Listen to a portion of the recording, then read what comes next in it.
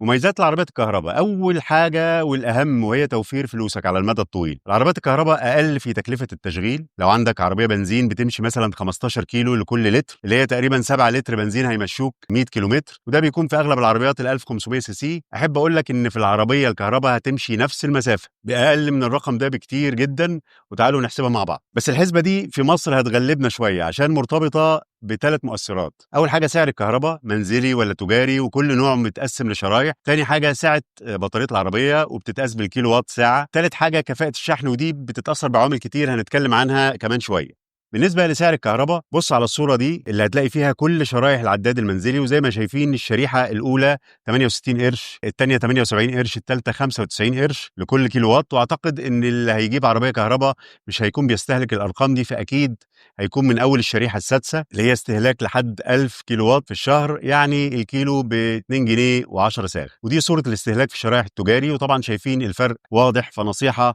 اشحن عربيتك الكهرباء في البيت او فرلا. الحاجه الثانيه اللي هتاثر على الحسبه بتاعتنا هي سعه البطاريه، وهنشوف في الصوره دي العربيات الكهرباء المتوفره في السوق المصري وسعه بطارياتها وتكلفه الشحنه الكامله من 0 ل 100%. طيب حسبنا الحسبه دي ازاي؟ ركز معايا. الحسبه سهله خالص، هنضرب سعه البطاريه بالكيلو وات في سعر الكيلو حسب الشريحه. لو هتفكر تشحنها في محطات الشحن السريع، زود على الكيلو من 3 ل 8 جنيه. فمثلا لو هنقارن ما بين عربيه بنزين 1500 سي سي وعربيه كهرباء 50 كيلو وات في المشي 1000 كيلومتر، العربيه الكهرباء بتستهلك تقريبا من 15 ل 20 كيلو وات لكل 100 كيلومتر بتمشيهم، والعربيه البنزين ال 1500 سي سي تستهلك تقريبا من 6 ل 8 لتر لكل 100 كيلومتر. والفرق ده حسب نوع السواقه، بتحرق ولا ماشي طبيعي، الهواء معاك ولا ضدك، سايق في مطالع ولا طريق مستوي، مشغل التكييف ولا لا، الجو صيف ولا شتاء.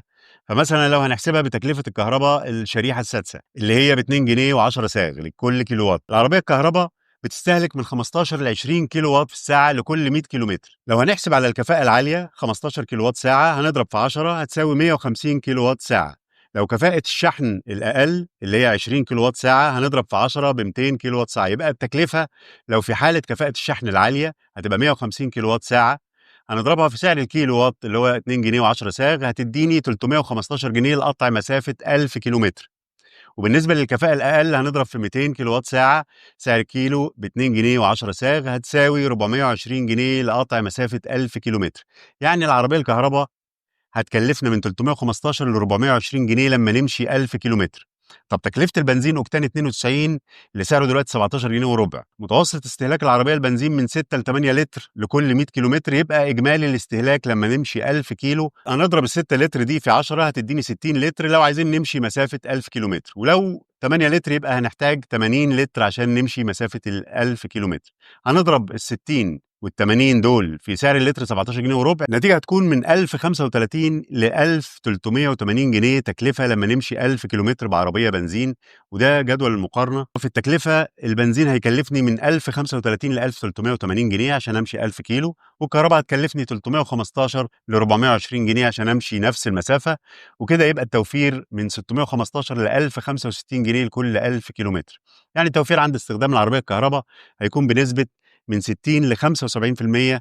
بس خلي بالك ان في عوامل تانية مؤثرة. فمثلا عربية زي تسلا موديل 3 بتستهلك 14 كيلو وات لكل 100 كيلومتر، يعني التكلفة هتكون 294 جنيه لقطع مسافة ال 1000 كيلومتر على الشريحة السادسة. وبالنسبة لو اتزنقت مثلا وهتشحن في محطة شحن سريع هتزود حوالي من 3 ل 8 جنيه، فالتكلفة هترتفع وتبقى من 450 ل 1600 جنيه لكل 1000 كيلومتر هتمشيهم. وبرضه ما حسبناش مصاريف صيانة العربية البنزين زي مثلا تغيير الزيت، المحرك والفلاتر، تغيير بوجيهات إلى آخره.